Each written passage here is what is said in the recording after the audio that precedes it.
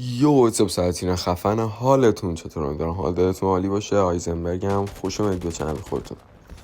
آقا همونجوری که تامنیل و تایتل دیدی اومدم راجع به یه سری موضوع حرف بزنم. من الان دقیقا فکر کنم 3-4 روزه دارم ویدیو آپلود میکنم، ولی خب اونجوری که میخوام پیش نرفته و حمایت اونجوری که میخواستم پیش نرفته. اکثر کسایی که نام میکنن سابسکرایب نمیکنن، لایک نمیکنن و اینجور حرفا. دیروز من یه خانمی رو دیدم یه دونه ویدیو گذاشته بود از همین کالاف که از منم دیرتر شروع کرده بود حتی، و 60 تا ویو خورده بود اون ویدیوش و 30 نفر از اون 60 نفر سابسکرایبش کرده بودن و یه ذره بگی نگی ناراحت و عصبانی شدم به دلیل اینکه تبعیض قائل میشم بین پسر و دخترها توی همین کامیونیتی کالاف. مخصوصا یارو جون میکنه، مثلا 2 سال جون میکنه، به یه جایی میرسه 100K مثلا ساب میگیره، لو یوتیوبشو باز میکنه، میگه که چقدر براش زحمت کشیده. یه دختره میاد 2 تا ویدیو میذاره و با همون 2 تا ویدیو مانیتایز میشه و 100K ساب میگیره به طور مثال، و راه 4 ساله رو تو یه شب میره.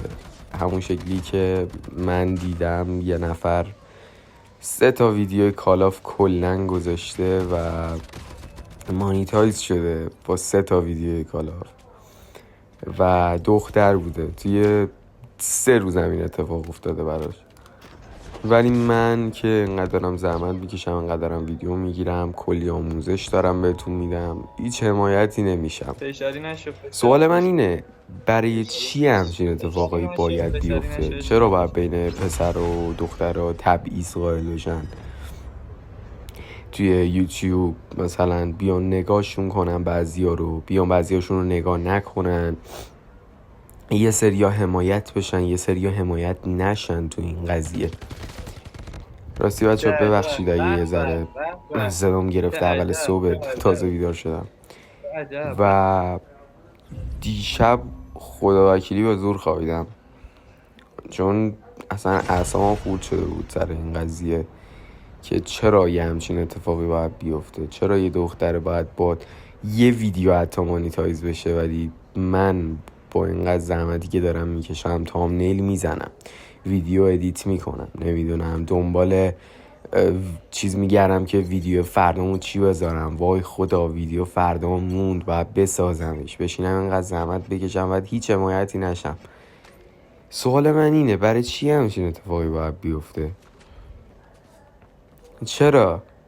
مثلا چرا امین اینفرنو باید بیاد مثلا 4 سال زحمت بکشه، حالا بیشتر شد زحمت بکشه، بشه بزرگترین کامیونیتی کال اف دیوتی موبایل ایران، و چرا یه دختره باید بیاد همون راهی که امین اینفرنو رفته رو با لایو گذاشتن تو یوتیوب و حرف زدن خیلی اشوه‌ای یا تو مثلا 1 ماه به دست بیاره، شاید هم کمتر از 1 ماه. حتما باید دختر باشم که بیاد ازم حمایت کنید، یا مثلا یه بیچاره‌ای که میخواد تو یوتیوب فعالیت کنه حتما باید دختر باشه. توی کامیونیتی خارجی همچین چیزی اصلا وجود نداره، فقط تو کامیونیتی های ایرانیه که مثلا بین دختر و پسر تبعیض قائل میشن. به طور مثال به احتمال زیاد خیلیاتون احمد لجند رو میشناسید. میدونید چقدر زحمت کشیده که بتونه به یه جایی برسه؟ میدونید چقدر زحمت کشیده بتونه به یه جایی برسه؟ چقدر سگ دو زده به قول گفتنی؟ این ویدیو رو میبینه ببخشید سگ دو گفتم میدم، چقدر سگی دو میزنه که به یه جایی برسه. بعد یه نفر میاد با یه 2 تا اشمه اومدن، 2 تا مثلا فوش بامزه دادن، یه هویی معروف میشه میتره که با 2-3 تا ویدیو، ولی اون بدبخت مثلا 100 تا ویدیو میذاره، حتی مانیتایز هم نمیشه. طرف آرزوش اینه مانیتایز بشه، دوست داره زود مانیتایز بشه. مثلا یه سریا رو میبینه با 4-5 تا ویدیو مانیتایز شدن و اکثرا هم دخترن. خیلی کمه یه پسر مثلا بگه تو 5 دقیقه مانیتایز بشه، تو مثلا 4-5 روز مانیتایز بشه. کم دیده شده ولی هستن که با 3 تا ویدیو یکی ساب گرفته یکی خورده ای. ولی اکثرا دخترن. چرا؟ به دلیل اینکه یه سری از آدما فکر میکنن مثلا پسرا نباید جاشون تو یوتیوب باشه، نباید مثلا کانتنت کریتور باشن، ولی دخترها عالی هن. نمیدونم میان حمایت میکنن، ویدیوهاشون رو لایک میکنن، چنل رو سابسکرایب میکنن، طرف یه ماه مانیتایز میشه بدون اینکه اصلا خودش بدونه که سر چی داره مانیتایز میشه. 2 تا اشوه میاد، 2 تا مثلا کیل میگیره، 2 تا فوش بامزه میده، یا مثلا لایو میذاره، اصلا لایو میذاره، بعد میان میبینن لایوشو. ولی یه پسر لایو میذاره، یه پسری که هنوز معروف نشده، هیچکی نمیاد نگاه کنه. 4 ماه طول میکشه بشناسنش، 4 ماه طول میکشه بیان ساب کنن، مانیتایزش کنن. شد 1 سال، نزدیک 1 سال شد. تبعیضی که بین دختر و پسر قائل میشه تو یوتیوب، به والله تو دنیای واقعی یه همچین تبعیضی قائل نمیشن. این گیم پلی هم گذاشتم حوصله‌تون سر نره، من دارم حرف میزنم. من نمیدونم والا. من الان نزدیک 4-5 روز دارم ویدیو آپلود میکنم و اینم ویدیو جدیدمه که دارم آپلود میکنم الان. ولی دیگه جدی مغزم نمیکشه ببینم یه سریا با 2 تا ویدیو مانیتایز شدن و من با گذاشتن 5-6 تا ویدیو هنوز کسی از کسایی که منو ویو میزنن منو ساب نمیکنن. بگو جانم. دلیلش چیه؟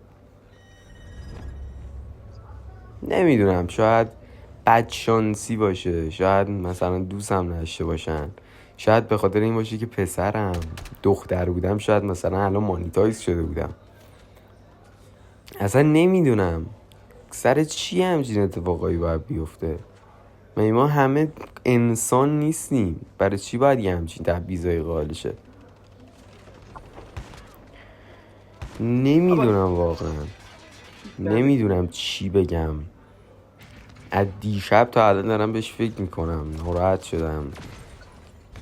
امروز صبح پا شدم کلی به خودم چیز گفتم ارزش رو نداری لابد.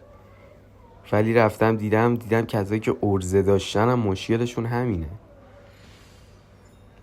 شما فکر کن یه نفر مثلا یه نفر رو بگیم وارزون پلی، مثلا سامساوری، میدونی چند سال زحمت کشیده تا به اون حد برسه؟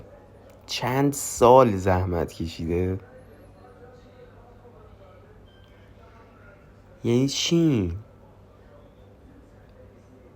یعنی که یه دختر استریمر، به طور مثال دارم میگم، یه دختر استریمر میاد 4 سال سامساوری تلاش کرده به یه جایی رسیده، دختره میاد مثلا 2 هفته طول میکشه کلن به اون جایی که سامساوری رسیده برسه.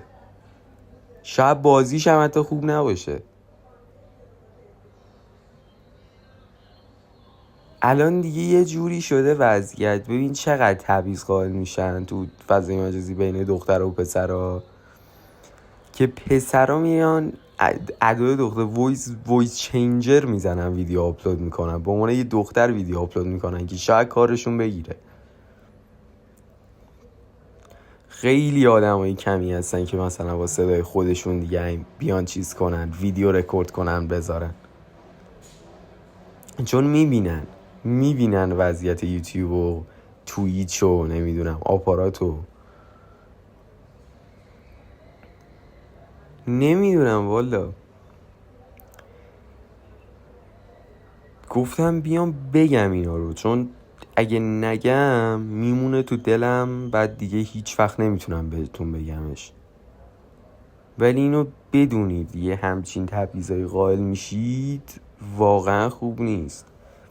شاید اون پسر آرزو داشته باشه مثلا مانیتایز شه، با اولین درآمدش بره برای مامانش مثلا یه چیزی بگیره، بره برای باباش مثلا یه چیزی بگیره، بره برای مامانش طلا بگیره. یه همچین چیزایی هست دیگه. شاید اون پسره مثلا دوست داشته باشه همه کار انجام بده، دوست داشته باشه مثلا مامان باباشو خوشحال کنه، یا مثلا برای خودش یه چیزی بگیره. ولی شما برای اینکه مثلا یه سری هستن مثلا میان یوتیوب شروع میکنن از همون اول همه لوازم کامل، نمیدونم پیسی درست حسابی دارن برای استریم کردن و ویدیو گرفتن، نمیدونم اسمش یه دونه آیپد دارن میتونن راحت باش ویدیو بگیرن، لگ نگیرن تو گیم، یا یه همچین چیزایی. کسایی هن که نیاز ندارن به هیچ پولی و فقط برای سرگرمی ویدیو میذارن.